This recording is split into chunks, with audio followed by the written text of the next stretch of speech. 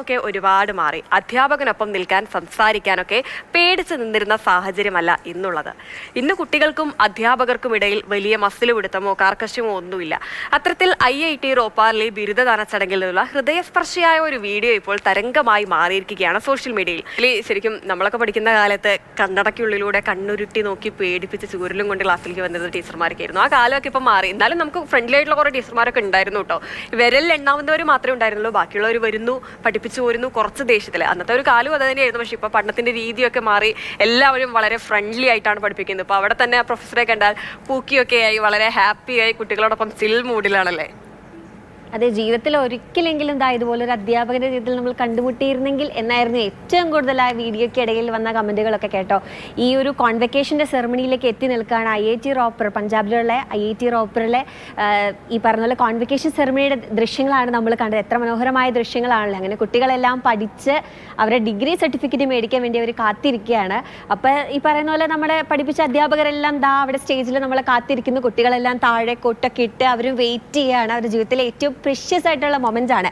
അങ്ങനെ ഈ പറയുന്ന പോലെ ഒരു കുട്ടി ഈ സർട്ടിഫിക്കറ്റ്, ഡിഗ്രി സർട്ടിഫിക്കറ്റ് മേടിക്കാൻ വേണ്ടി സ്റ്റേജിലേക്ക് കയറുന്നു. അപ്പോൾ അവരുടെ പ്രിയപ്പെട്ട രാജീവ് സാറാണ് ഈ പറയുന്ന പോലെ സർട്ടിഫിക്കറ്റ് കൊടുക്കാനായി അവിടെ കാത്തു നിൽക്കുന്നത്.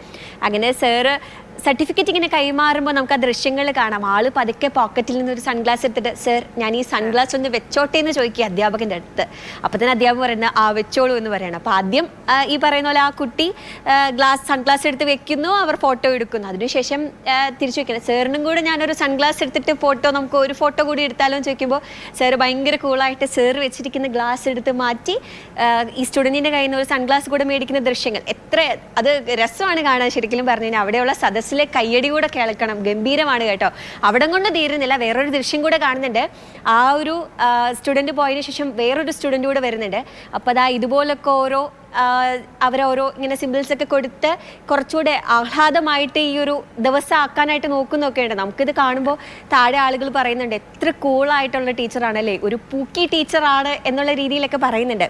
ഹിമമോള് പറഞ്ഞതുപോലെ തന്നെ നമ്മൾ പണ്ട് ക്ലാസ്സിലൊക്കെ പഠിക്കുന്ന സമയത്ത് ഇതുപോലുള്ള ടീച്ചർമാരൊക്കെ ഉണ്ടോ എന്ന് ചോദിച്ചാൽ ഉണ്ട് കേട്ടോ.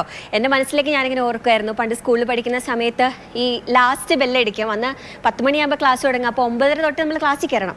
9:25 ഒരു 3 ബെല്ല് കൂട്ടിയടിക്കും. അപ്പോൾ അന്നേരം HM ഇങ്ങനെ വടിയായിട്ട് ഇറങ്ങും. അപ്പോൾ നമ്മൾ ഇങ്ങനെ പുറത്തൊക്കെ ഇരിക്കുമായിരിക്കും. നമുക്ക് ക്ലാസ്സിൽ കയറാൻ പൊതുവേ മടിയായിരിക്കുമല്ലോ.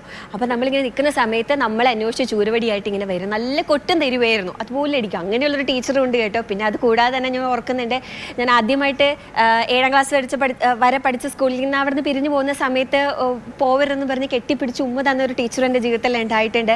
കൂടാതെ തന്നെ ഈ പറയുന്ന പോലെ ഈ മഴയൊക്കെ വരുമ്പോൾ നമ്മൾ പറയാറുണ്ടല്ലോ, ഈ പഠിക്കുന്ന സമയത്താണല്ലോ ഏറ്റവും നന്നായി ഉറങ്ങും കാര്യങ്ങളൊക്കെ ചെയ്യുന്നത്. അപ്പോൾ അന്ന് നമുക്ക് ഭയങ്കര മടിയാണ് ക്ലാസ്സിലൊക്കെ കയറുന്നത്.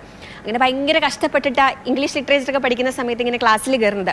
അപ്പോൾ നല്ല മഴയാണെങ്കിൽ ജൂൺ മാസത്തൊന്നും പറയണ്ട, നമ്മളിങ്ങനെ തൂങ്ങി ലിറ്ററേച്ചർ കൂടെ തൂങ്ങി ഇങ്ങനെ പോകും നമ്മൾ.